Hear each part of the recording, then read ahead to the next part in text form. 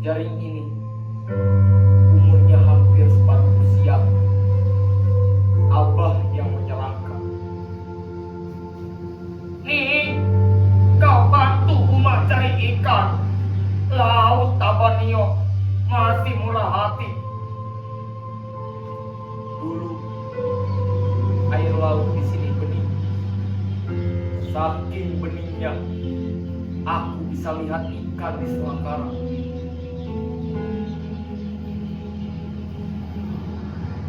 Aku ingat Abah pulang bawa perahu penuh ikan.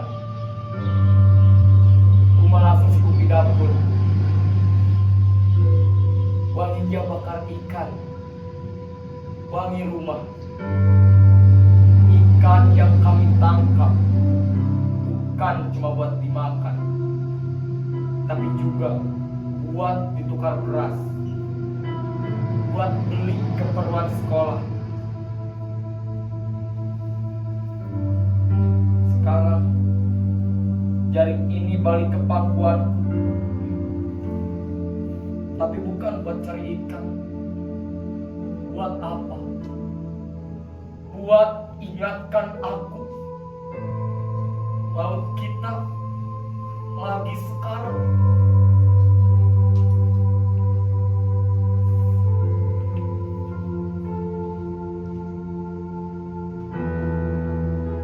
Puluhan tahun mereka datang. Kapal-kapal besi raksasa, kapal tubet dan tongkang.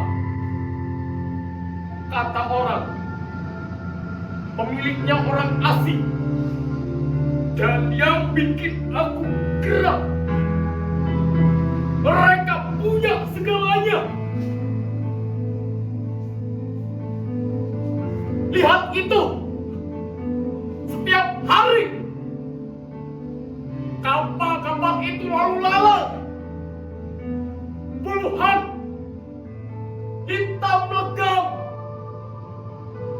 Mereka angkut batu bara dari mulut tambang. Entah dibawa kemana.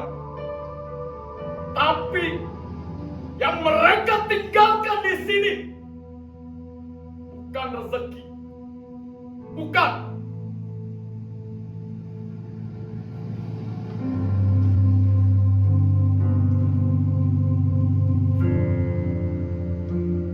Ada kapal kecil tenggelam. Bukan kapal mereka. Kapal Abah. Perahunya diserempet kapal tongkang besar.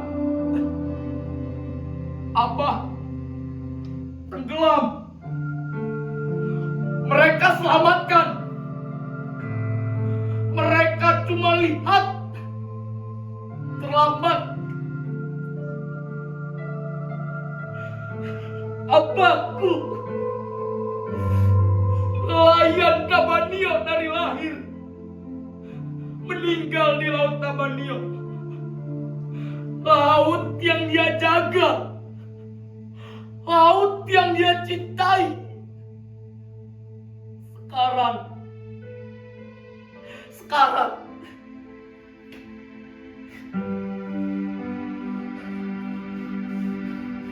tanya sama warga sini. Kalian dapat kerja? Dapat 2-3 orang jadi kulit angkut, jadi satpam. Selebihnya cuma dapat bisa lihat kapal mereka lewat. Sementara ikan-ikan lari ketakutan.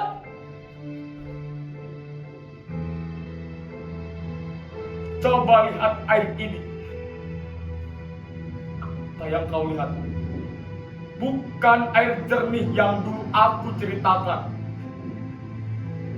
Lihat, ada pelangi-pelangi kecil di permukaan.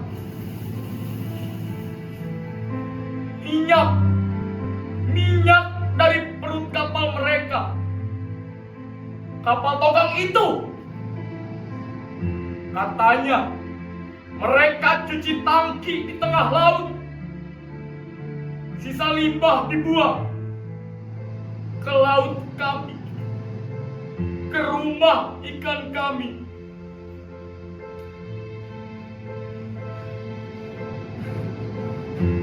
Di tengah laut, aku pernah tanya sama ABK-nya, "Bang, kenapa dibuang ke sini?" Jawabannya, "Bukan urusan saya, Nak. Bukan urusan. Laut ini bukan urusan dia. Tapi laut ini adalah urusanku. Urusan adikku yang masih sekolah. Urusan umaku yang janda. Siapa yang tanggung jawab kalau air minum kami mulai bau? Kalau kulit kami gatal-gatal habis mandi di laut?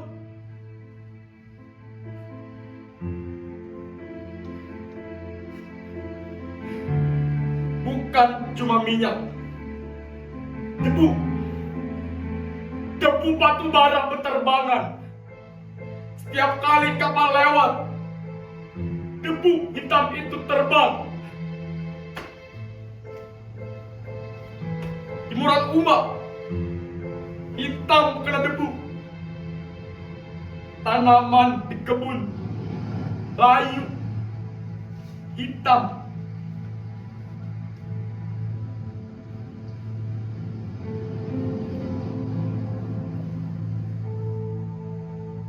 Minggu lalu aku melaut.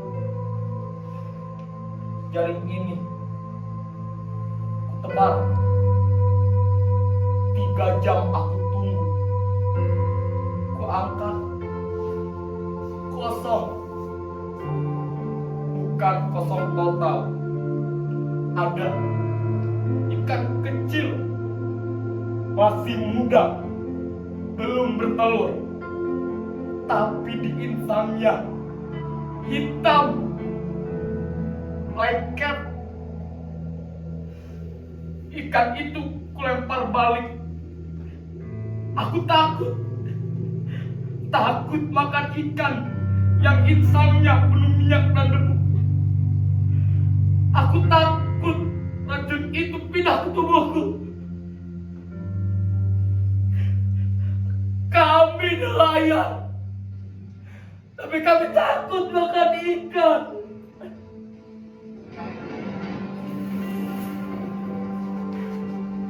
Orang luar, mereka datang bawa kapal besar, bawa modal besar. Mereka datang lalu pergi. Tinggal kami di sini dengan laut yang sekarat.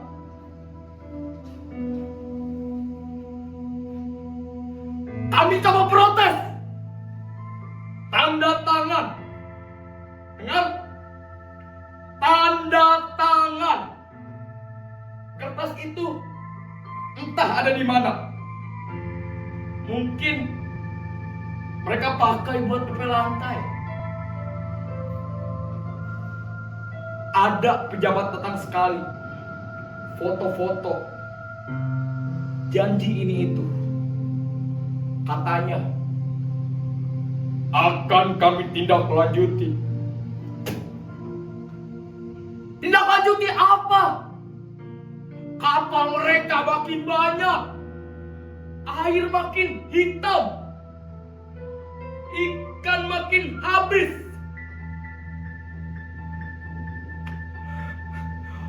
Hukum itu milik siapa?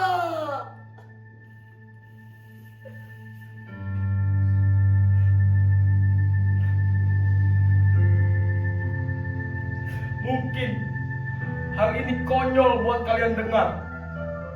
Istriku hamil 7 bulan, anak pertama.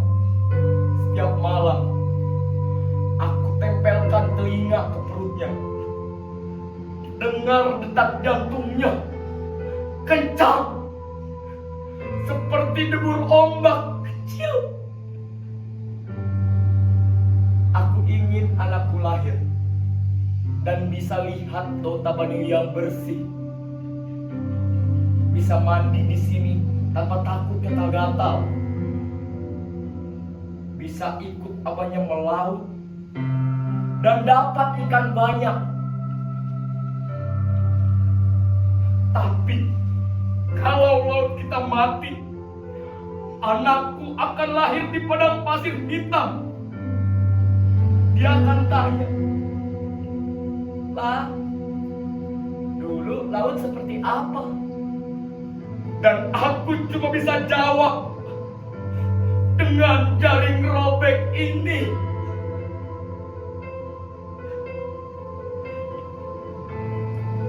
Ini jaring terakhirku. Bukan karena aku akan ganti yang baru, tapi karena mungkin sebentar lagi gak ada gunanya lagi menjaring. Abah dulu bilang, "Jaring ini, nak, bukan cuma alat cari ikan. Ini alat cari kehidupan." Sekarang jaring ini kupegang dan hidup terasa begitu jauh. Sejauh kapal-kapal mereka yang lewat di cakrawala.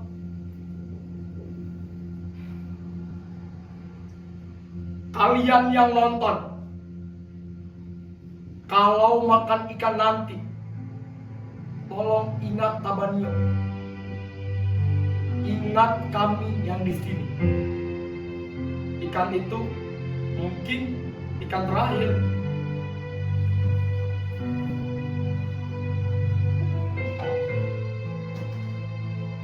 Atau kalau kalian lupa, nggak apa-apa.